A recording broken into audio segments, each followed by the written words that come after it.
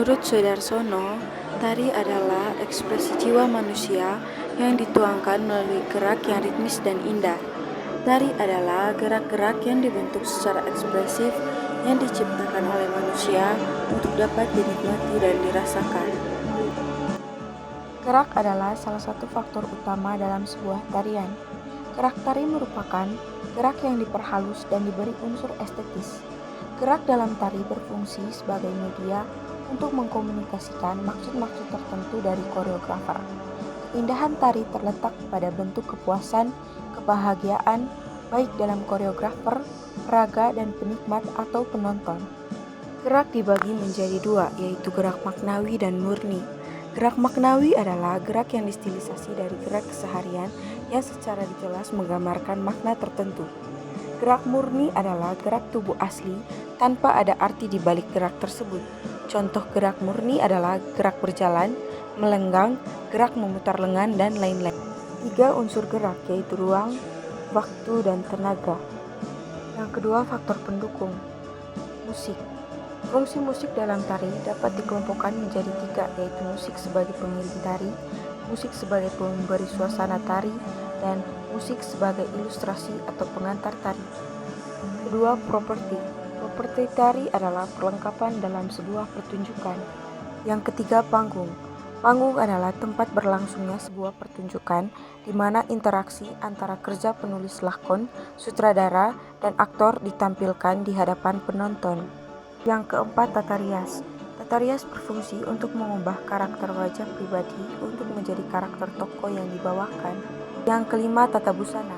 Tata busana berfungsi untuk mendukung tema atau isi tari untuk memperjelas peranan dalam suatu sajian tari. C. Desain gerak.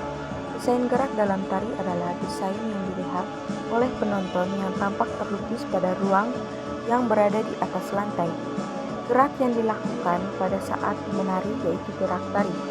Desain gerak dibagi menjadi 3, yaitu desain atas, desain bawah, dan desain kelompok. Yang pertama, desain atas.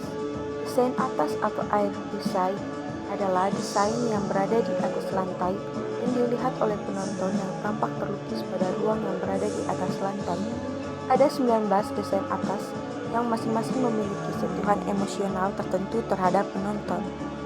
Desain datar adalah desain yang apabila dilihat dari arah penonton, badan penari tampak dalam postur tanpa perspektif. Desain dalam adalah desain yang apabila dilihat dari arah penonton, badan penari tampak memiliki perspektif dalam. Desain vertikal adalah desain yang menggunakan anggota badan pokok yaitu tungkai dan lengan menjulur ke atas atau ke bawah. Desain horizontal adalah desain yang menggunakan sebagian besar dari anggota badan mengarah ke garis horizontal. Desain bersudut adalah desain yang banyak menggunakan tekanan tajam pada sendi-sendi seperti pada lutut, pergelangan kaki, siku, dan sering menimbulkan kesan penuh kekuatan. Desain spiral adalah desain yang menggunakan lebih dari satu garis lengkung yang searah pada badan dan anggota tubuh. Desain tinggi adalah desain yang dibuat pada bagian dari dada penari ke atas. Bagian ini memiliki sentuhan intelektual dan spiritual yang kuat. Desain medium adalah desain yang dipusatkan pada daerah sekitar dada ke bawah sampai pinggang penari. Desain rendah adalah desain yang dipusatkan pada daerah yang terkisar pada pinggang penari sampai lantai. Desain terlukis adalah desain bergerak yang dihasilkan oleh salah satu atau beberapa anggota badan atau properti tari yang bergerak untuk melukiskan sesuatu. Desain lanjutan adalah desain berupa garis lanjutan yang seolah-olah ada yang ditimbulkan oleh salah satu anggota badan. Desain tertunda adalah desain yang terlukis di udara yang ditimbulkan oleh rambut panjang, rok panjang dan lebar, selendang panjang, dan sebagainya. Desain simetris adalah desain yang dibuat dengan menempatkan garis-garis anggota badan yang kanan dan yang kiri berlawanan arah tetapi sama. Desain asimetris adalah desain yang dibuat dengan menempatkan garis-garis anggota badan yang kiri berlainan dengan yang kanan. Desain ini menarik dan dinamis, tetapi agak kurang kokoh dalam penggarap sebuah tarian. Yang kedua, desain bawah. Desain bawah adalah garis-garis di lantai yang dibentuk oleh seorang penari atau garis-garis di lantai yang terbentuk oleh formasi penari kelompok. Secara garis besar, ada dua pola garis dasar pada lantai, yaitu garis lurus dan garis lengkung.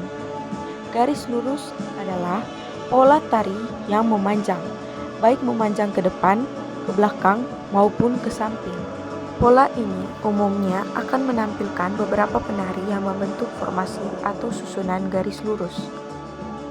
Garis melengkung. Pola lantai garis melengkung adalah pola lantai yang para penarinya membentuk garis melengkung setengah lingkaran. Umumnya digunakan pada jenis tarian rakyat dan tradisional. Pola ini memberi kesan lembut pada tarian yang dibawakan. Yang ketiga, desain kelompok. Desain kelompok merupakan salah satu bagian dalam unsur pendukung dalam komposisi tari. Menurut Sudarsono, bahwa ada 5 bentuk desain kelompok, diantaranya serempak, berimbang, selang-seling, pecah, dan bergantian. Bentuk desain kelompok tersebut memiliki kekuatan dalam menyentuh perasaan penonton pada saat mengapresiasi penyajian tari. Perpaduan antara desain kelompok tersebut akan membuat penyajian tari menjadi lebih menarik dari segi koreografinya.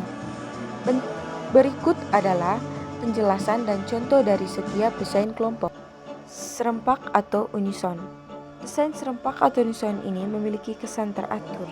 Serempak yang dimaksud adalah gerakan penari secara bersama dengan hitungan dan waktu yang bersamaan pula. Gerak serempak atau unison dapat diatur atau ditempatkan pada pola lantai lurus maupun lengkung yang disesuaikan dengan arah hadap yang dapat dilihat oleh penonton. Berikut contoh beberapa gambar desain serempak atau unison. Berimbang atau balance. Desain berimbang atau balance pada penyajian tari kelompok merupakan desain yang menggambarkan posisi penari menjadi dua kelompok yang sama dan seimbang. Dalam penyajian komposisi tari kelompok harus ada keseimbangan, di mana adanya keseimbangan posisi penari pada saat melakukan gerak dan keseimbangan gerak yang dilakukan penari. Selang-seling atau alternate. Desain selang-seling atau alternate menggambarkan posisi penari berada di antara penari lainnya. Gerak tari yang divariasikan menggunakan desain alternate akan membuat penyajian tari menjadi lebih indah dan variatif. Terpecah atau broken. Desain terpecah atau broken menentukan kecermatan dari koreografer dalam menempatkan posisi penari.